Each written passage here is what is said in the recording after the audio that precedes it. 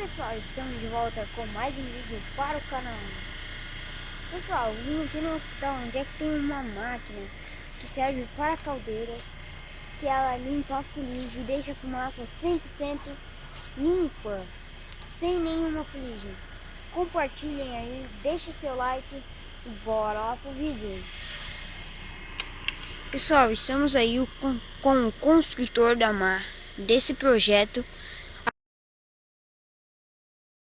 Estamos em Trombudo Central, onde acontece essa máquina aí. Olha o tamanho disso, cara. Olha o tamanho da chaminé.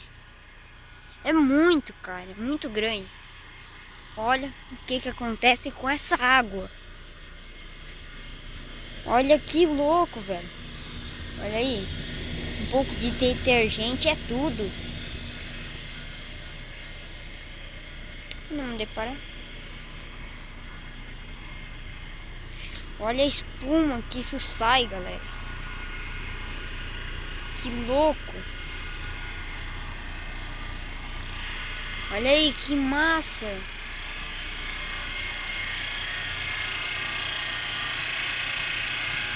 Por aqui passa todo o ar. A fumaça passa totalmente por aqui.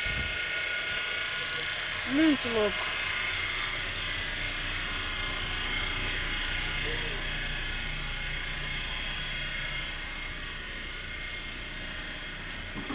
Mas, galera, foi isso então. Até a próxima. Até o próximo vídeo do canal. Valeu.